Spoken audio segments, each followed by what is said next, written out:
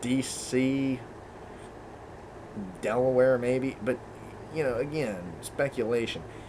Just, there's only a handful of states that are so fucking bourgeois liberal that would actually go to the extreme to, get rid of guns and all that bullcrap.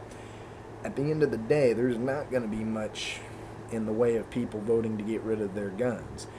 And even by some miracle that they were able to get rid of, to vote, that, all the people agreed to it, or at least all the states by majority agreed to it, and and Congress passed it, then you've got to get you got to have the support of the military.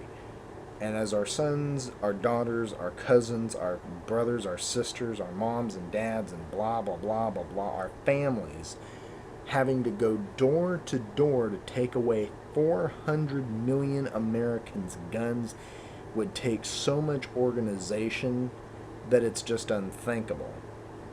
And again, our government can't do shit to even pass a budget or get a website done, or frankly get anything done, really. I mean, let's be honest, this is the most ineffectual fucking government we've ever had, probably since about the early 40s. In fact, we're worse than the do-nothing Congress. We're worse than the do-nothing government in general. And with all that said, and then it's the whole fact that our government can't even fucking control the lands that we occupy. Afghanistan, Iraq. You never really can fix my heart. So what makes you think that they're going to be able to take away people's guns and control the population through that? Bullshit. They're not going to take away your guns. At the very least, there will be some regulation, and frankly, there has to be a little bit of regulation, a little tiny law. But I don't really agree about taking away Americans' guns, much like you do. The only difference between conservatives and, revolutionaries is the fact that the right wing, base and far right wing, think it's their God-given right to have a fucking gun. And revolutionaries basically believe that the proletariat just ought to be armed to fight back against, basically to fight back and get rid of totalitarianism, and to fight just any form of fascism in general.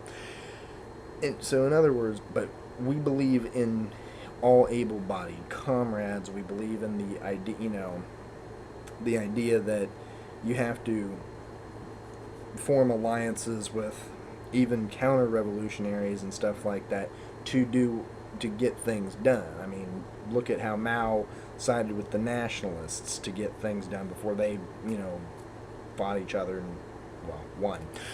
And even, I mean, let's be honest.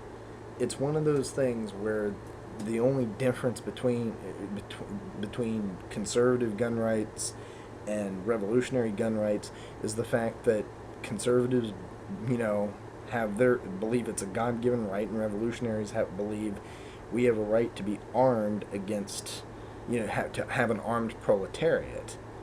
That's the big difference. But we don't think that it's our God-given right. We just think that people have a right to, defend themselves. That the people have a right to their own defense, and have a right to take up arms in defense to protect their rights, and to form and to, alter and abolish a government that might be oppressive. But that's where our differences on that lie. But as a person that has his own views on that, yes. Do we need to have some gun regulation? A little tiny law? Yeah, probably. Because Americans are not exactly the most intelligent, and some definitely are not qualified to definitely be able to handle a gun. And frankly, I think Americans need to get more educated and take some safety courses in gun handling before they're even allowed to even to even have a license for it.